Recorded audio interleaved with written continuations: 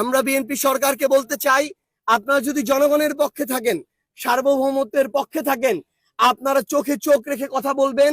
এই 24-এর অভ্যুত্থানে যার নির্দেশে এই বাংলাদেশে হাজারের অধিক মানুষকে খুন করা হলো, সেই শেখ হাসিনাকে ভারতে আশ্রয় দিয়ে বাংলাদেশের সাথে, বাংলাদেশের মানুষের সাথে ভারতের সম্পর্ক স্বাভাবিক হওয়ার কোনো সুযোগ নেই। বিভিন্ন জন আমাদের বাংলাদেশি যারা ভাইরা বোনেরা আছেন, তাদেরকে বিভিন্ন অজুহাতে বিএসএফ এর গুলিতে জীবন দিতে হয়।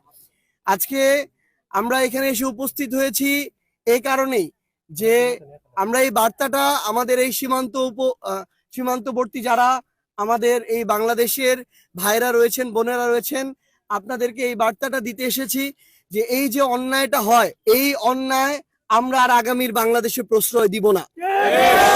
এবং আপনারা যারা এই সীমান্তবর্তী অঞ্চলে বসবাস করেন, আপনাদেরকে এক একজন বিজিবি হয়ে উঠতে হবে। আপনাদেরকে বাংলাদেশ রক্ষার এক একজন সৈনিক হয়ে উঠতে হবে। আমাদের বিজিবির যারা ভাইরা রয়েছেন, তারা এখানে থাকেন।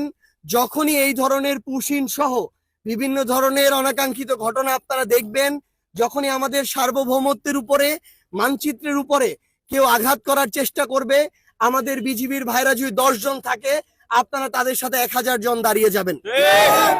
এবং আমরা স্পষ্ট করে ভারতকে বলতে চাই, ভারত আমাদের প্রতিবেশী রাষ্ট্র, কিন্তু তাদেরকে তাদের কথা এবং কাজের মধ্য দিয়ে প্রমাণ করতে হবে তারা আমাদের প্রতিবেশী রাষ্ট্র। তাদের সাথে আমরা ওই শত্রুতার সম্পর্ক এসব তৈরি করতে চাই না, কিন্তু তাদের কাজই নির্ধারণ করবে তাদের সাথে আমাদের সম্পর্কটা কেমন হবে।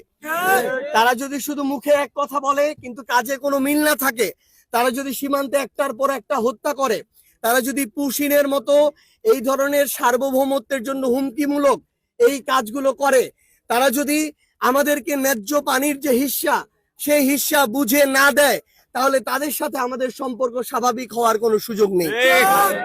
তারা এই 24-এর অভ্যুত্থানে যার নির্দেশে এই বাংলাদেশে হাজারের অধিক মানুষকে খুন করা হলো, যিনি মৃত্যুদণ্ডপ্রাপ্ত একজন আসামি, সেই শেখ হাসিনাকে ভারতে আশ্রয় দিয়ে বাংলাদেশের সাথে, বাংলাদেশের মানুষের সাথে ভারতের সম্পর্ক স্বাভাবিক হওয়ার কোনো সুযোগ নেই।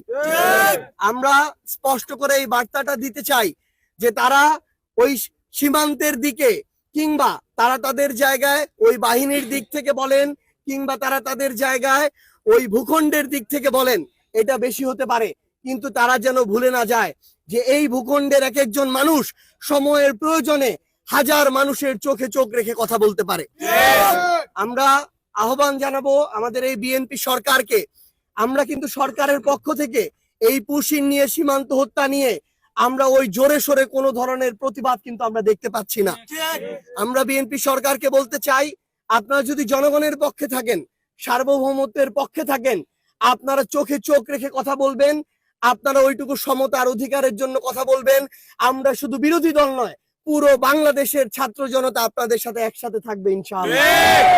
এবং আমরা আহ্বান জানাবো আমাদের যারা সংবাদকর্মী ভাই এবং বোনেরা রয়েছেন, আগামীর বাংলাদেশের আমাদের যে লড়াইটা, ইনসাফ প্রতিষ্ঠার লড়াই, অধিকার বুঝে নেওয়ার লড়াই, সার্বভৌমত্ব রক্ষার যে লড়াই, এই লড়াইটাতে আপনাদেরকে ন্যায়ের পক্ষে, সত্যের পক্ষে থাকতে হবে। আমরা যদি একসাথে মিলে এই লড়াইটা লড়তে পারি,